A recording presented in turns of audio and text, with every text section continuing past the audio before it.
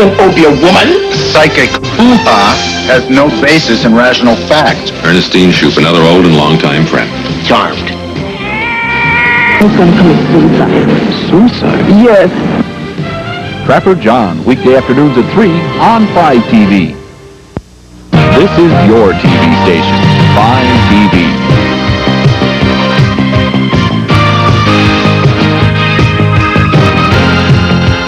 In spite of the wildly speculative and false stories about... This is what the president had to say last November. We did not, repeat, did not trade weapons or anything else for hostages. But today, the Tower Commission issued its report. The board found a strong consensus among participants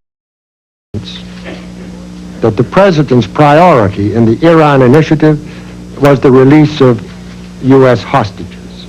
I think it very quickly became an arms for hostage deal. Good evening, I'm Ted Koppel, and this is Nightline. Classified document. Our guests tonight, the three members of the Tower Commission. Senator John Tower, former Secretary of State Edmund Muskie, and former National Security Advisor and Air Force Lieutenant General Brent Scowcroft. We did determine. This is ABC News Nightline. Reporting from Washington, Ted Koppel. Did you know that when Robert McFarlane got to Tehran expecting to find 4 American hostages waiting, he was presented instead with a list of demands from the kidnappers in Lebanon? Among those demands, that the United States pay a stipulated amount for expenses accumulated by the hostages.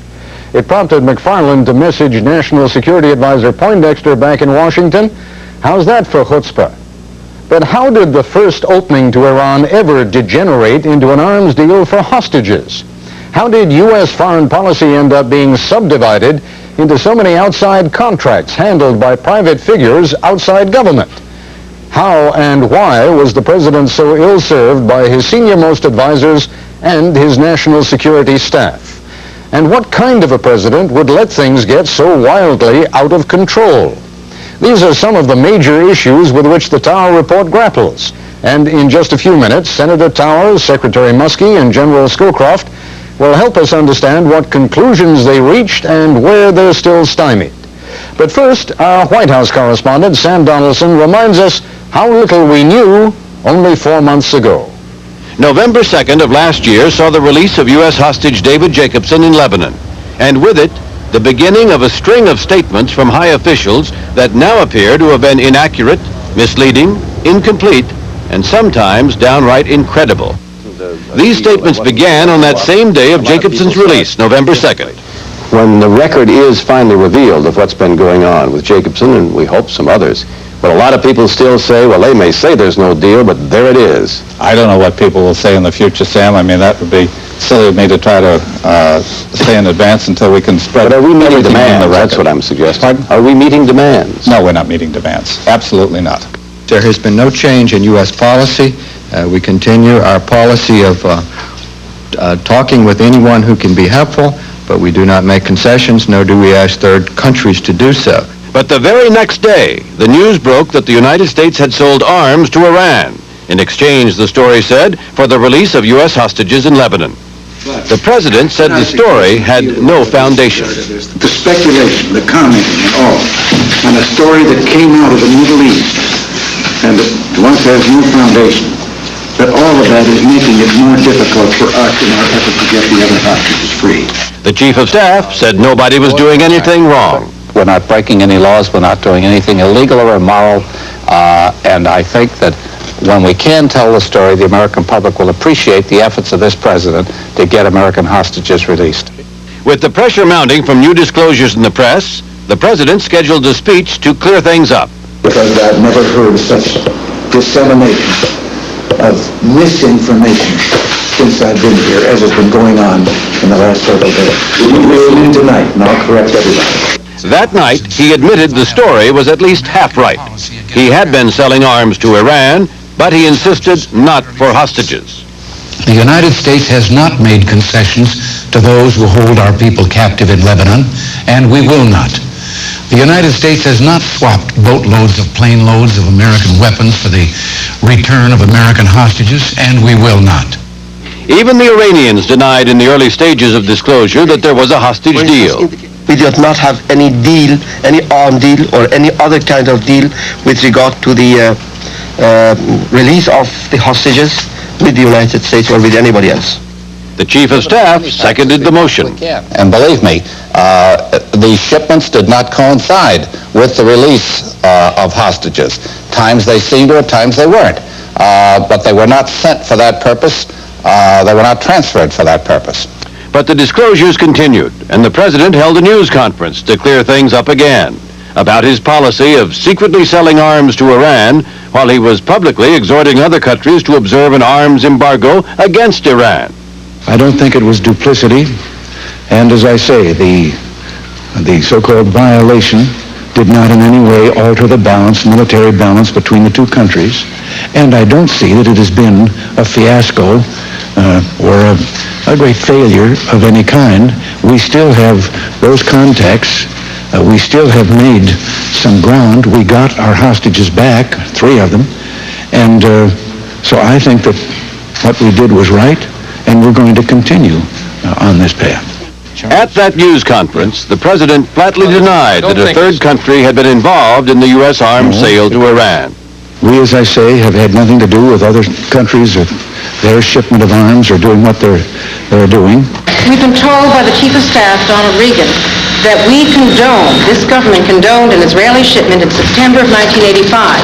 No, I never heard Mr. Reagan say that, and I'll ask him about that, because we believe in the embargo. A third country had indeed been involved, Israel. But despite a good deal of evidence to the contrary, Israeli officials insisted they were followers, not the leaders of the policy.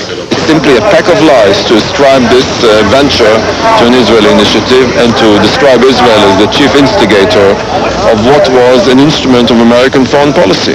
Not only was Israel involved, so were indirectly the Contra rebels fighting against Nicaragua. The difference between the money owed to the United States government and the money received from representatives of Iran was then deposited in bank accounts which were under the control of representatives of the forces in Central America. So far as we know at this stage, no American person actually handled any of the funds that went to the forces in Central America. The revelation that arms sale money may have been diverted to the Contras raised the larger question of whether the U.S. government had been aiding the Contras in any other way in violation of the congressional mandate in force at the time not to. The President had said it hadn't last October when Eugene Hassenfuss's plane had been shot down in Nicaragua. We've been aware that there are private groups and private citizens that have been trying to help the Contras to that extent, but we did not know the exact particulars of what they're doing. As the Iranian arms sale story unraveled, the President sought to portray a picture of administration unity of purpose. Can you just tell us whether Secretary of State Shultz agrees with your policy or disagrees and has protested as has been reported? We have all been working together. And Secretary Shultz supports the policy and so does Cap Weinberger? Yes.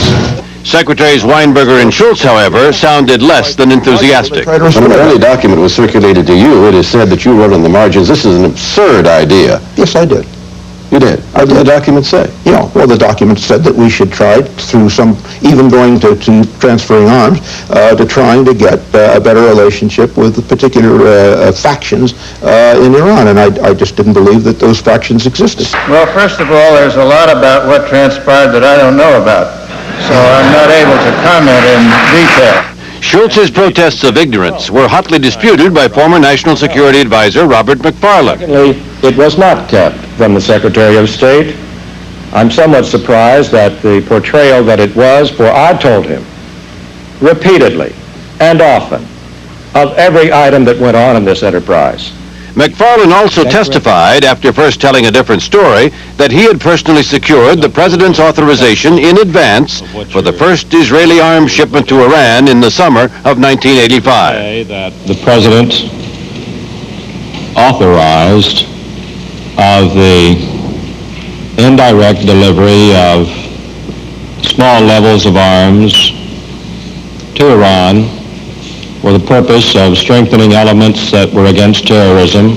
Chief of Staff Regan disagreed. To the best of my recollection, the President was against the shipment at that time.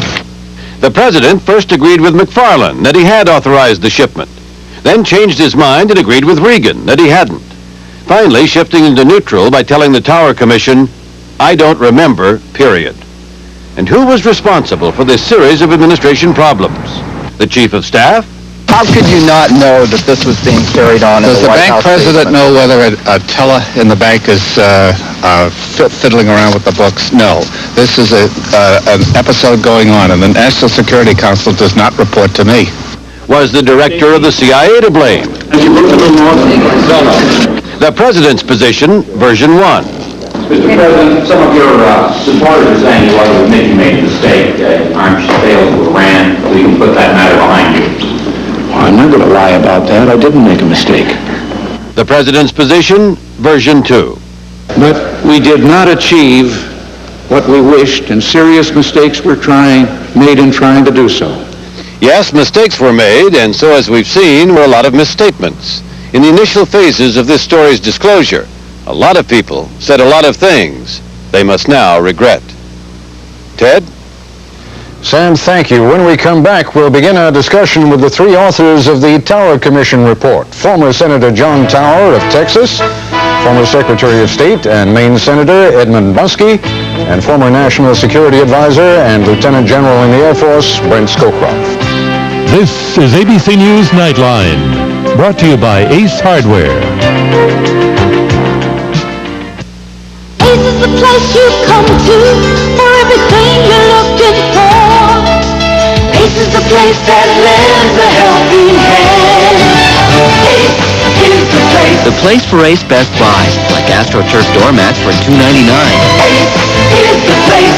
Ace 5-star latex wall paint for just $5.97 a gallon, or 4 paint roller refills for $1.97 a pack. Ace is the place with the help of Hardware. In 1894, a three-man research agency was created to test electrical wiring.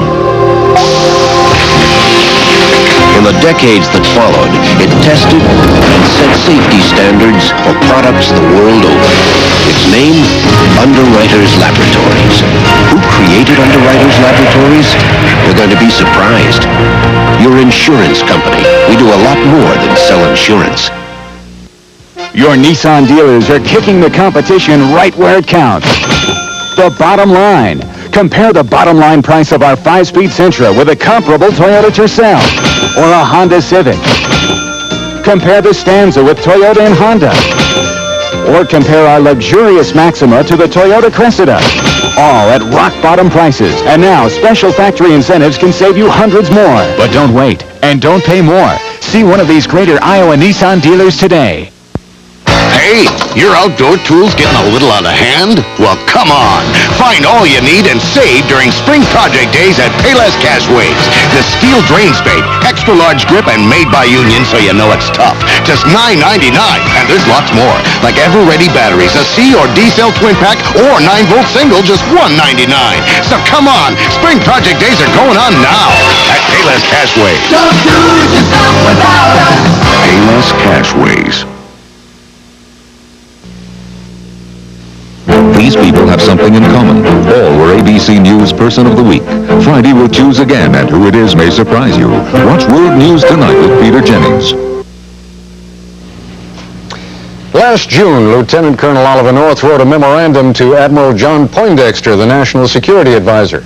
In it, North writes about the various bank accounts that have been set up to handle contributions for fighting communism from Afghanistan to Nicaragua.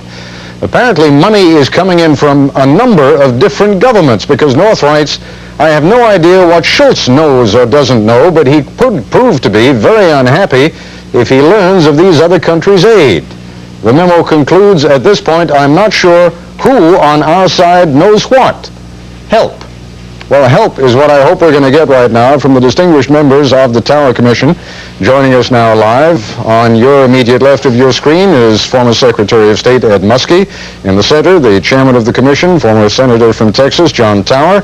And to the right of your screen, former National Security Advisor and Lieutenant General in the Air Force, Brent Scowcroft. Senator Tower, let me begin by asking you, are you now satisfied that you know who knew what in the government? Did, for example, the Secretary of State know what was going on? He has denied repeatedly that he did.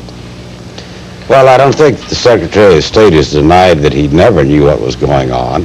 As a matter of fact, this matter was discussed in meetings, and Secretary Shultz did raise objections and stated his dissent from the idea, as did Secretary Weinberger. Now, the extent to which they were informed along the way is rather difficult to determine from the standpoint of telephone conversations, if there are things of that sort. One thing is obvious, though, and that is it wasn't discussed enough by the principals. And in fact, I don't think that either Secretary Shultz or Secretary Weinberger were zealous in trying to keep the matter open when the National Security Council did meet. I guess that's the point I was trying to make. Secretary Muskie, I guess the reasonable question to ask is who in the government was really running things, because the president either seems not to remember or seems not to have been aware of what was going on. The Secretary of State and the Secretary of Defense seem to have deliberately disengaged. The National Security Advisor may or may not have been running things. The Chief of Staff may or may not have been running things. Who was? Well, during the fall of 1985, Ted, from August until the latter part of November, it was an Israeli operation.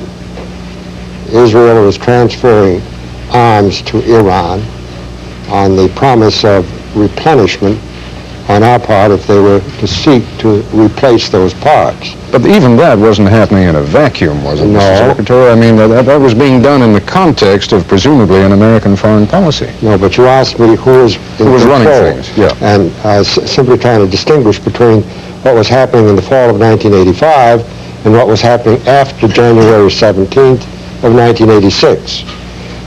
After January 17th, 1986, what was in progress was the direct transfer of arms by the United States to Israel. And during that period, Lieutenant Colonel Oliver North was in direct charge of the operations under Vice Admiral Poindexter, who was then National Security Advisor. I guess what I was asking was a somewhat broader question than that. I'm really asking about the conduct of two principal legs of foreign policy here. One having to do with our dealings with Iran, counterterrorism, getting hostages out. The other having to do with our actions in Central America.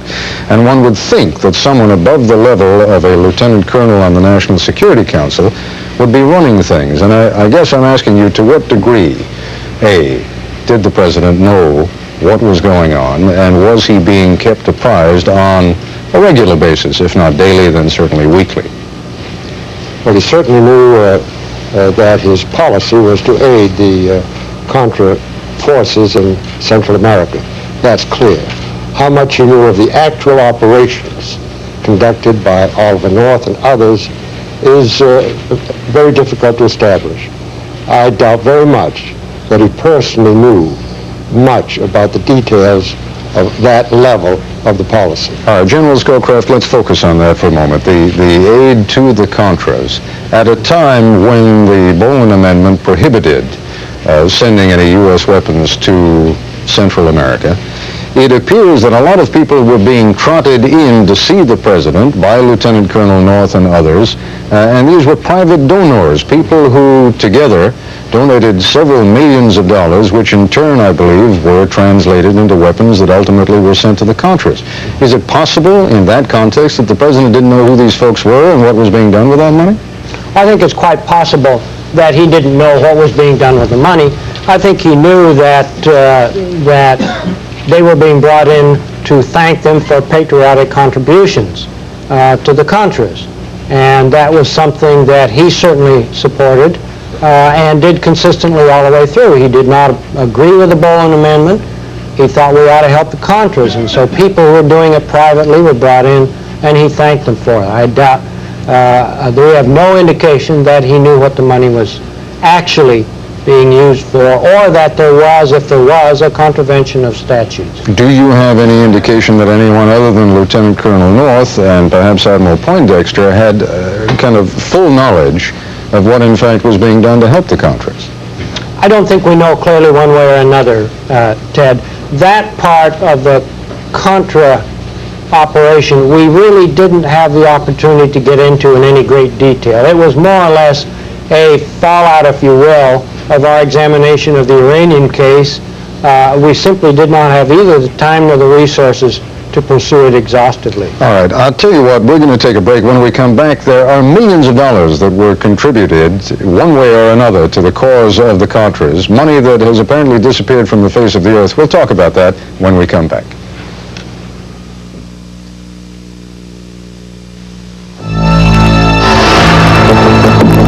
Before you decide on which German luxury sedan best suits you,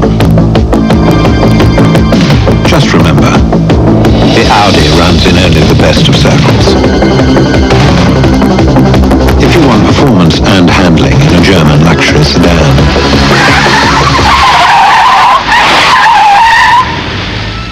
you're ready for an Audi. If you're looking for a simple way to apply for the American Express card, simply pick up one of these, because now you can apply over the phone. Just call 1-800-THE-CARD. For budget lodging, I call Comfort Inn at this number. For mid-price lodging, I call Quality Inn at this number. For a luxury room at a Clarion Hotel or even suites, I call this number. Call this number and make the quality choice. If you live in the following counties, Jasper, Poweshiek, Marshall, Story, Polk, or Marion, hurry into Newton Furniture and save on America's premier lines of finer quality furniture. Pennsylvania House, Thomasville, and Tell City dining and bedroom suites are at special factory direct prices. Select a Flex Steel or Lazy Boy recliner in the most desirable fabrics and styles. Newton Furniture also has Iowa's largest selection of Highland House sofas in stock for immediate free delivery. Now's the time to drive to Newton Furniture on the east end of Newton. Blair and Joe are feuding. Mrs. Garrett, I have tried to deal with her like a civilized person, but it's impossible. Civilized? John McEnroe could give you lessons in etiquette. No hard feelings. Show some decorum.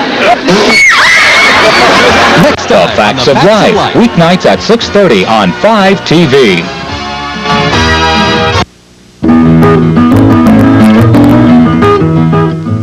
The first time I ever went cross-country skiing, I was really kind of nervous. I thought that anybody who cross-country skied had to be a super athlete. And so I went to Camp Hanisha, and luckily they offer a lesson. I was just amazed that I could do it. I mean, I'd only had about 45 minutes of a lesson, and yet I walked out on the trails and I could just ski. It was great. Another happy camper. Camp Hanisha, rural Route 1, Boone. On The Health Show with Kathleen Sullivan, a potential danger in decaf coffee and how flu can become toxic shock syndrome. Saturday at 12:30, 11:30 Central and Pacific. Hi from Miami. I'm Joan London. And I'm Charles Gibson. Tomorrow, Don Johnson, Philip Michael Thomas, and the stars of Miami Vice. Good Morning America tomorrow from Miami.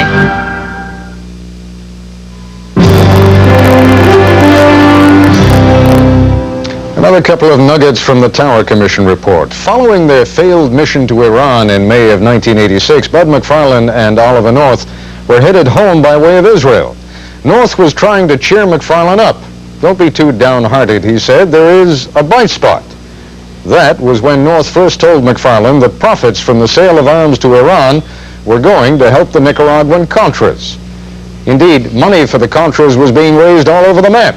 Assistant Secretary of State Elliot Abrams got the Sultan of Brunei to donate $10 million, but Abrams wasn't sure where to put the money. He asked his counterpart at the CIA, and he checked with Lieutenant Colonel North. Each gave him a bank account number, but different banks, different numbers. Secretary Abrams decided to have the money transferred to the bank account given him by Colonel North. To this day, no one has discovered what happened to that $10 million, or for that matter, considerable other sums. Back now to the Tower Commission. Senator Tower, do you have any idea? I mean, how much money is missing? Well, it's difficult to determine how much money is missing at this point. We can only estimate it. But the fact of the matter is that although we have evidence there was an intention to divert money to the Contras, And it was clearly the intention of Colonel North to do that. And although there is evidence that perhaps it was diverted to the Contras, still we have no hard proof that the Contras ever received the money or any material that the money might have purchased. And because of our inability to get into these Swiss bank accounts, we couldn't really discover where the money went. From our standpoint, it sort of disappeared into a black hole. We think it might have gone to the Contras, but we have no hard proof that it did. Now, early on, and indeed we just heard it in one of the sound bites in Sam Donaldson's piece, early on, it was said that the money was going into accounts that were controlled by the Contras, but General Scowcroft, who in fact was controlling those accounts, is controlling those accounts, someone still must be to this day. Well, the accounts that into which the Iranian arms sale money went were controlled variously by Mr. Gurbanifar, by the Israelis, and by Colonel North. Now, what about that 10 million from the Sultan of Brunei? The 10 million from the Sultan of Brunei apparently was sent to an account controlled by Colonel North, but it either never got there or disappeared. Now, there is also said to be money, and I've heard a figure as high as 30 million. I don't know what it is you found in your report. I read most of it, but I don't recall that particular number, from Saudi Arabia. How much money came from there? Well, I don't think we can discuss what foreign governmental sources might have contributed money to the Contras. That's not within the purview of our ability to make a discussion. And two, it's really outside of our area of inquiry. Our focus was on the diversion of funds that were received in return for the sale of arms to Iran that was supposedly diverted to the Contras. We didn't really get into the matter of any foreign governmental contributors. All right, let me ask you this, Secretary Muskie. At a time when Congress has precluded the U.S. government from sending any kind of military aid to the Contras, it must have been of some interest to you that this money was being raised in other fashions, in some instances by the government of the United States. For example, Secretary Abrams, Assistant Secretary Abrams, went to the Sultan of Brunei, got 10 million from him. Someone obviously got money from the Saudis. There are indications that money was raised from other governments. If there is not an illegality here, there certainly appears to be an impropriety, doesn't there? Well, there are interesting legal questions involved here. As we know, the Boland Amendment, which brought an end to U.S. appropriations for this purpose, also undertook to limit the involvement of government agencies in any direct or indirect assistance to the Contras in the form of lethal aid. But nevertheless, this may have taken place. But as General Scowcroft has pointed out, we really didn't have the opportunity to fully exhaust the questions that you've raised and that other people have raised in this connection. All right, I'll tell you what, it might be useful for us, and I would like to do it just for a couple of minutes when we come back to discuss what others have described as the privatization of American foreign policy, the involvement of others who at one time or another were in the U.S. government and who were brought in by Colonel North and the National Security Council. We'll do that when we continue our discussion in just a moment. Tower Tile 1, come in, Tower. Turn back now. There's a chance of heavy showers. Negative, Tower. I've got this delivery for Color Tile's big half-price sale. Can't give you clearance to land. No problem. Store's in sight. We'll drop in from here. Geronimo! Half-price paint wall covering. Half-price room sand tile. Half-price ceramic wall and floor tile. Drop in now. Color Tile's big half-price sale good through Sunday. Suicide is the third leading cause of death among young people. 2/3 of our children use an illegal drug by the time they finish 3 in 10 teenage girls become pregnant at least once. When you send him out on his own, will he have the strength to beat these odds? Even though you try to give him everything, your child needs the values and sense of self religion offers. Your church or synagogue can help, because you haven't given them everything until you give them something to believe in. Brought to you by Religion in American Life. Great party, honey. Oh, I hope there's room for all these leftovers. Bet they finished my world-famous jalapeno dip. Anything's possible. Whirlpool refrigerators are so easy to use because they have adjustable shelves. Even shelves on Whirlpool doors adjust to fit almost anything. Look, there's even room for this full bowl of your world-famous jalapeno dip. Are you sure you put it on the table? We're making your world a little easier. Whirlpool.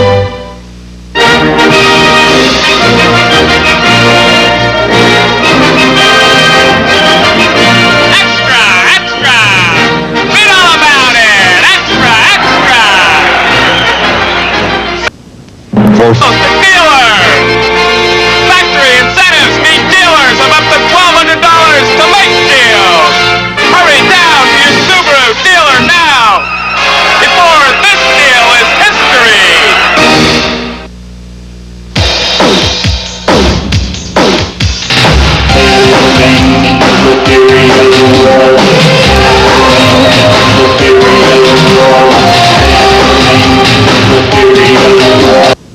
For fun. Catch it. For pageantry, clowns, and excitement. Catch it. For riding, roping, action. Catch it. For thrills, chills, and spills. Catch it. For the time of your life. Catch it. It's the International Championship Rodeo, March 5th, 6th, and 7th at Veterans Auditorium in Des Moines. See champion cowboys and cowgirls in 6 exciting contests. Get tickets now at Vets Auditorium, Yonkers, and ticket access outlets, or charge by phone. Discussion now with Senator John Tower and former Secretary of State Ed Muskie and Lieutenant General Brent Scowcroft. General Scowcroft, the privatization of foreign policy, given what you have learned in your study and the testimony that you've examined over the last couple of months, what does that mean to you now in the context of this administration and what happened with this National Security Council? I think what it means is that in order to help provide supplies to the Contras, not in contravention of the Boland Amendment, there grew up a system, a logistics system of private contractors which could be used to send supplies down to the Contras. Now, when in the fall of 1985, the Israelis ran into trouble in transmitting or in shipping their Hawk spare parts to Iran, they turned to Colonel North. Colonel North picked up this private network and put it in place to help with Iran, and that's basically how it got going. And what's good about that? I mean, you have reached certain conclusions about the appropriateness or inappropriateness of this. Where do you come down? Well, for one thing, using private people always puts at risk the security of an operation, because you don't have complete control over private individuals, particularly foreign private individuals. Yeah, I was going to say there's a certain irony in your saying that, because one of the reasons that Colonel North turned to people, old friends like General Richard Secord, is precisely because he was concerned about security. Because they seem to have been terribly concerned that if they told the folks up on the Hill what was going on, it was going to leak. If they told the folks over at the State Department what was going on, it was going to leak. So they got their own little group of people together who could be counted on to keep a secret. Yes, but the very reason that the President deferred notification of Congress was to try to preserve the security of the operation. It seems to me that what Colonel North was doing was really jeopardizing security and running the risk of compromising the operation by going to these private parties, which really thwarted the purpose of failure to notify in the first place, and in keeping this thing tightly compartmentalized so that not many people in government knew about it. All right, so Colonel North did something of which you disapprove, but my question to you is, did he do it on his own, or did he do it because he was told to? Well, clearly the negotiation with the Iranians was authorized. That is to say, the arms transfer was authorized in the effort to retrieve hostages in exchange for the sales of arms. Now, Colonel North was an implementer in that instance. I think he went well beyond what he was authorized to do, or what anyone in charge would understand he was authorized to do. In doing a lot of things on his own, for example, he very much misrepresented the president's position and misrepresented his access and his contact with the president when he was involved in some of these negotiations with the Iranians. Give me a for instance, if you would. When when he in effect represented that the president preferred to see the Iranians win the war in the Middle East, which is certainly not true. The president has consistently advocated a stalemate, both private and publicly, and so that was a misrepresentation of the president's position. But it all goes to show you what can happen when you've got a staff member on the National Security Council staff that's inadequately supervised, inadequately monitored, and whose operation is not being subjected to constant review. All right, you've both led me to precisely the point that I wanted to be at right now, because I want to get to a question of presidential style in this case. When we talk about the issue of control, when we talk about the manner in which a National Security Council acts, that clearly is in one form or another a reflection of what the president wants or what the president is. It is that we will talk about when we come back in just a moment. The pessimist sees the glass as half empty. The optimist sees the glass as half full. We, however, see it as a way to quench a thirst, boil an egg, or make something grow. Seeing the possibilities is capitalism at its best, and why you'll never look at a glass of water quite the same again. Shearson & Brothers. Minds over money. Do you wait for a special occasion to indulge yourself? Pity. I suggest you try Campbell's latest gold label soups, the new golden classics. They're worth indulging in every day. Chicken vegetable with long grain and wild rice, sirloin beef with potatoes and mushrooms, cheese pasta, tortellini, each with nothing artificial. Now, if you still need a special occasion, for heaven's sake, make one up. The golden classics. Campbell's soup is good food.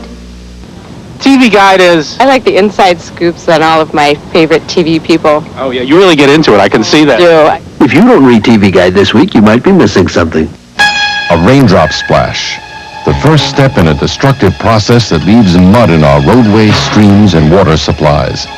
Costs are much higher for cleaning up sediment than for stopping soil erosion in the first place. Help control the splash. Stop erosion. See the U.S. Department of Agriculture Soil Conservation Service. Iowans, here's your chance to help spread the sunshine. Join us February 28th in Adventureland's Palace Theater at 10:30 p.m. Or if you can't make it in person, tune in to 5 TV as we broadcast the telethon live. It's a chance for Iowans to help Iowans. All donations will be distributed among local charities. That's the Variety Club Telethon, February 28th, live at 10:30 p.m. on your TV station, 5 TV. Cheap, popular, and available almost anywhere. I'm talking about designer drugs like crack, tar balls, and ecstasy. These drugs are killing our children. Today, drug and alcohol abuse is fast becoming the #1 killer in the nation. If you or someone you know has a chemical dependency problem, Parents Against Alcohol and Drugs want you to know that there is help. Habilitat has a 24-hour toll-free hotline. Call 1-800-USA-2525. 1-800-USA-2525.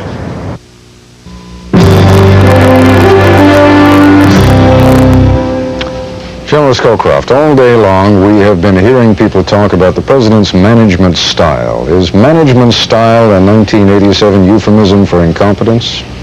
No, I don't think so at all. I think in our investigation we looked back over all the presidents since the National Security Council system had been established, and they run from management styles like President Reagan, which is a decentralized sort of laid-back style, to very intrusive, detail-oriented styles like that of President Carter, and a number in between. It definitely is a style of operation. All right, let us examine for a moment that laid-back, non-intrusive style of President Reagan.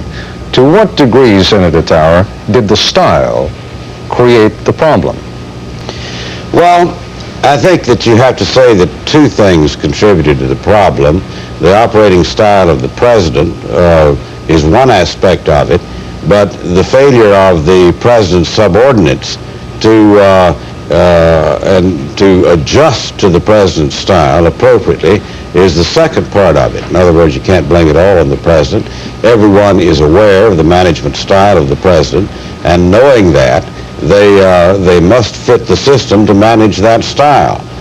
Some presidents have perhaps gone too much into detail and concerned themselves too much with the minor aspects of a problem to the point that they fail to see a bigger picture. President Reagan tends to go the other way in his style. But the system should have compensated for his style. If it worked properly, it would have. And in many instances, I think it has. All right, Secretary Muskie, you have sat in the cabinet as the senior-most cabinet member, Secretary of State. Let us assume, for the sake of argument, I know you're a Democrat, but let's assume that you had served under President Reagan. How do you adjust to that style? What do you do when you see certain members of the National Security Council engaging in a policy with which you disagree? How actively do you take that case to the president? How persistently do you take that case to the president? And do you, in fact, ever reach a point where you say, Mr. President, I cannot remain a member of your cabinet as long as you permit a policy like this to persist? Well, the cabinet member's responsibility begins with the origin of the policy. Now, in this case, the policy began in July of 1985, following some initiatives taken by Israel to inquire as to whether we might be interested in opening up relationships with Iran. And that progressed from simply a proposal to open it up to a proposal that each side demonstrate bona fides or good faith. The Iranians by undertaking to try to influence the captors of the hostages to free them, and the United States to provide, at that time, what would have been modest amounts of arms. Now, at that point, what developed was a proposal that Israel transfer arms, that we would replenish those arms whenever Israel sought to buy replacements, and that the Iranians, on the other hand, would free the hostages. And the first proposal was a very simple one, 100 tow weapons for all of the hostages. Now, this proposal went before the principals of the National Security Council early in August of 1985. Now, and it came before them in a very informal way. Now, with the president's style of operating, the National Security Advisor should have made sure that in preparation for discussion of this proposal, that preparatory papers analyzing the proposal, analyzing with the help of our intelligence the nature and character of the Iranian elements with which it was proposed to deal, and details of that kind, so that the president could study those papers in advance of the discussion, and so that the principals could be prepared for a thorough discussion of that proposal and its implications and options at a discussion of the principle. Now, that wasn't done. You're saying not only was that not done, but you're saying no one at any time came to the president and said, Mr. President, if this becomes public, here's the negative fallout, here are the consequences. So far as we know, that particular issue was not discussed. Secretary Shultz came in very heavily, we understand, on the foreign policy implications, especially as it appeared to be in contravention of our anti-terrorist policy and against our policy of not providing arms for Iran. He weighed in on that, and so did Secretary Weinberger.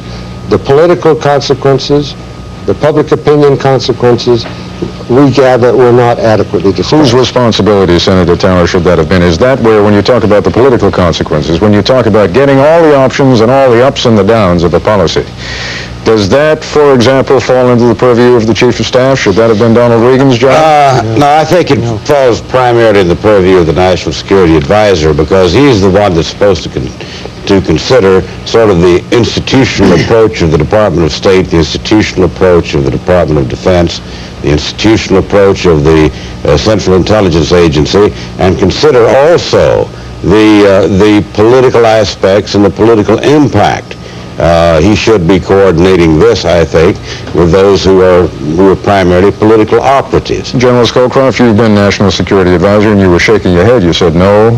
What should the National Security Advisor at that point have done? What should the President have done, if anything? I mean, is the President just sitting off there in his own corner in the Oval Office, totally dependent on what his staff does for him? I think the President, first of all, I was shaking my head when you said, is that the Chief of Staff's job? No, Right. I didn't think it was. Right. The President wasn't sitting off in the corner. The President's style is to pick good men and men that will keep him informed, that will provide for him the kinds of things he needs when he needs to make a decision. You're saying that's what the President ought to do. Are you saying that's what this President did? That's this President's operating style.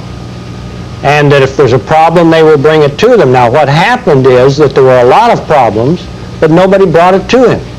Okay, gentlemen, we're going to take a break. We'll continue our discussion in just a moment. When you have arthritis, mornings can be nightmares. Some days it hurts just to put on a watch. Today, people are turning from aspirin to Advil for hours of relief from minor arthritis pain. Advil contains a non-prescription strength of ibuprofen, the medicine doctors have prescribed over 130 million times in prescription brands like Motrin. Advil works for hours, and that makes mornings much easier. Advil, tablets and new caplets, advanced medicine for pain. Finding a phone in the car isn't that unusual anymore, except when it leaves the car, for greener pastures, the high seas, or a leisurely lunch. Radio Shack keeps you in constant communication with their affordable, transportable, cellular telephone. Hello? Well, yes, he's right here. It's for you. Yes, I heard about the merger. Buy 100 shares. The affordable, transportable, cellular telephone, only at Radio Shack. Okay, time to buy some life insurance. Now, who are the companies offering whole life? I want protection plus cash value buildup. Ooh, better cut that down. So, who are the top companies? Ah, that did it. Okay, now the biggie. Whose policies make more money? I want the top-rated company. Oh, Northwestern Mutual Life. That's all I needed to know. I'm going to give one of their agents a call. Are you concerned about your drinking water? Are you buying bottled water? Culligan's new drinking water system controls impurities and contaminants by means of reverse osmosis. It provides crystal clear, wonderful tasting water for drinking, cooking, beverages, instant foods, and juices, and it costs less than bottled water. Now get better drinking water for your whole family with the nitrates and TCE taken care of. It's not a water softener, but you get it from your Culligan man.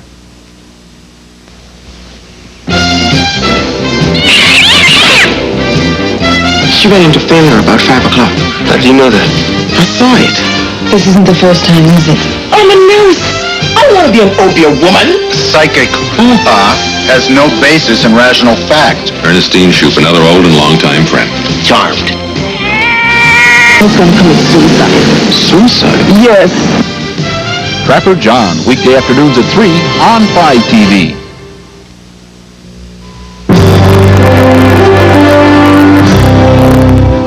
Continuing our discussion now with members of the Tower Commission. Gentlemen, everyone in the world, quite literally in the world, is going to be analyzing this report and coming up with their own conclusions. I haven't asked each of you yet what you think are the 1 or 2 or 3 most important conclusions that your own report has reached. And Senator Tower, you're the chairman of this group. Why don't you lead off? What do you think are the most important conclusions? Well, I think the most important conclusion is that foreign policy must be very, very carefully formulated. The President occupies a unique position constitutionally as far as foreign policy is concerned. Domestic policy is ultimately made by congressional authorization through shifting coalitions in the Congress. But the President alone is the representative of the United States to foreign powers. He has this awesome responsibility for the formulation of policy. It has to be formulated very, very carefully indeed. And all aspects of policy development should be fully vetted with the principal players in the foreign policy process. If the president, in fact, had followed his own guidelines for this kind of activity, incidentally, I happen to believe that covert action is a legitimate tool of foreign policy. If the president had carefully followed the guidelines that he himself had established in January of 1985, I think that probably this would not have happened. But in fact, the president didn't use the process that was available to him. The National Security Advisor, the National Security Council, the National Security Council staff, all of these are useful tools that presidents have used over the years since the passage of the National Security Act in 1947. And as General Scowcroft pointed out in one of his earlier comments, it was a failure more of people than of process. You can fine-tune a process, you can make institutional reforms, you can set up guidelines, but if there is a great deal of human error and human failing, the best system in the world is not going to work. Secretary Muskie, you have a situation here where you have a president who is as much of an ideologue as any president we've had in recent memory, and yet he ends up, over a period of roughly 12 to 18 months, approving, becoming involved in actions, particularly with regard to Iran, directly contrary to everything he's ever espoused publicly and privately. How did that happen?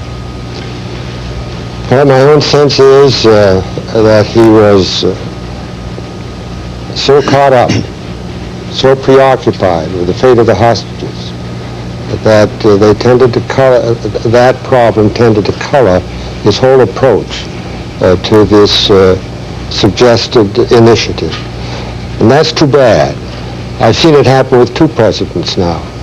President Carter also was terribly impacted by the fate of the hostages in Iran. And so is President Reagan.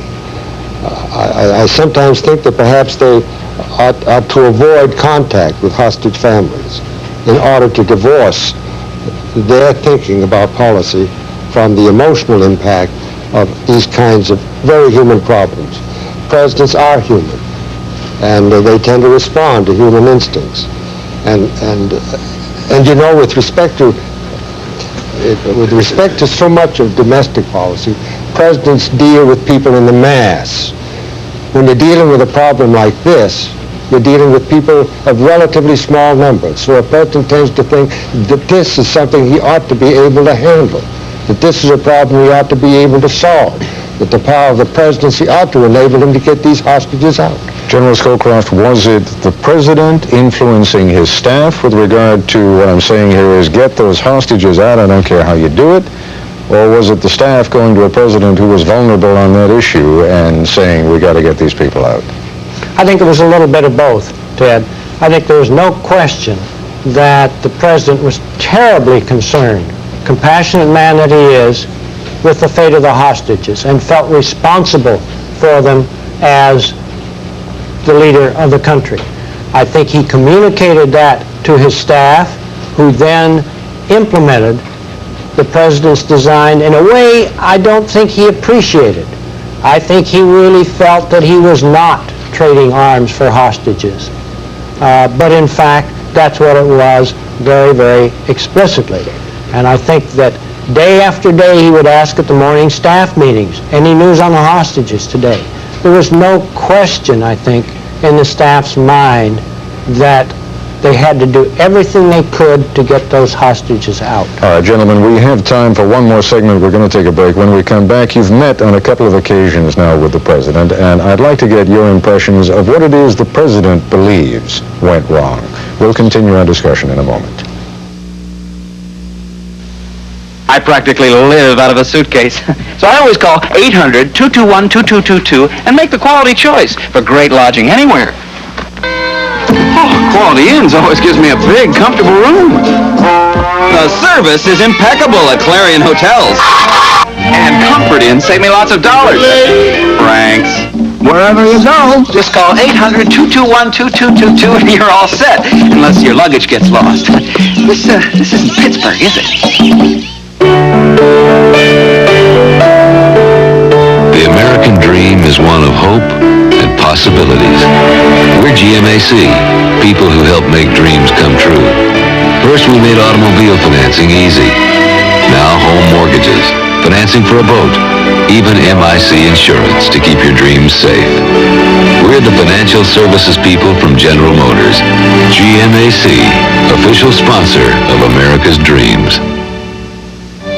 Some people see the sunset as the end of the day. Others see it as the beginning of an evening. We, however, see it as the start of a new day in Hong Kong, Singapore, and Tokyo. Expanding the horizons is capitalism at its best, and why you'll never look at a sunset quite the same again. Shearson Lehman Brothers. Minds over money. Now the next Three's Company.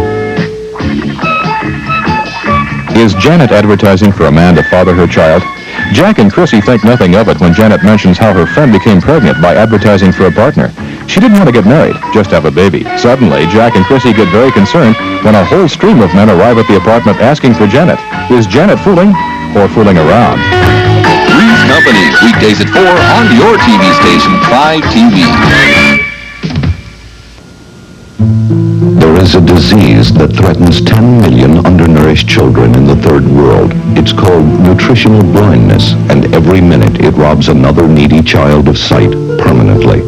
But through the Helen Keller International Child Sight Program, vitamin A supplements stop nutritional blindness. Your $20 gift can save 20 children from a life of darkness. So call now and give before another child's world disappears forever. Continuing our discussion now with the members of the Tower Commission. Senator Tower, you've spoken on at least 2 occasions now with the President. What does he think went wrong? Well, it's difficult to speak for the President. He would have to speak for himself in terms of what he thinks went wrong. I think one of the things he thinks is that the security of the operation was breached, that it was leaked, it became known, and that killed the prospect of the plan or the program working to secure the release of the rest of the hostages. I think he did feel that this approach would ultimately gain the release of all the American hostages and gain the adoption of a policy by the government of Iran not to support terrorism anymore. Now, General Scowcroft, what Senator Tower has just said leads me to believe that the President still thinks it was a good policy. The only thing that went wrong with it is it went public. I don't think he does tonight, Ted. You spoke about when we spoke with him. I think by and large he did at that time feel that, except for things like the diversion. He was genuinely appalled, I think, at the notion that there may have been a diversion of funds. And I think also at some of the, what can we call them, antics of Colonel North, some of the things Colonel North said and so on. But you know what? You know what's disturbing so many Americans who firmly supported the President's policy on states that support terrorism, and who feel that he kind of flip-flopped on what he had been saying publicly and what they thought he believed privately. Well, it is not my impression that the President feels what he did was a direct assault on his position of, if you will, standing tall for America in dealing with terrorist states and with people who take hostages. All right, we are down to our final minute, so Secretary Muskie, your impressions, please, of where you think the President does believe at this late date that things went wrong, if at all. Well, I don't know that I can add to what my colleagues have said here. I think I agree with him totally. He may tonight be thinking about things that were never brought to his attention before. I got the sense today, and I think we all did, in the 45 minutes we had with him in the cabinet room today before the press conference, that he was listening to what we had to say as though he was hearing things he hadn't heard before. And so when he told us at the press conference that he intended to read this report, I think he intends to do that and to read it meticulously this weekend in order to learn more about what we found out about what was going on. I really think so, and I think this may influence his attitude about what he does. I know this has been an extraordinarily long and difficult day for all three of you, and I'm most grateful to you for joining us here this evening for this long program, but Secretary Muskie and General Scowcroft and Senator Tower, most appreciative that you came. Thank you. Thank you. Thank you, Ted. That's our report for tonight. I'm Ted Koppel in Washington. For all of us here at ABC News, good night. This has been ABC News Nightline, brought to you by Shearson. If someone offers you drugs, walk away. Don't do it. I think taking cocaine, I think taking any drugs just destroys lives. Life's too short for you to play the odds and to make it shorter for yourself. The high that you get one day can be the high that kills you the next day. And if you don't want to kill yourself, then don't do drugs. It's a very scary thing when you have a habit you can't control. But there are a lot of people out there who want to help you. If you think you have a problem with cocaine or crack, tell someone. We want to help you. This has been Nightline. If you wish a printed transcript of this or any Nightline broadcast, please send $3 to Nightline Transcripts, 2 John Street, New York, New York, 10038. This is your TV station, 5TV. And you thought that was my little caper. It had entered my mind.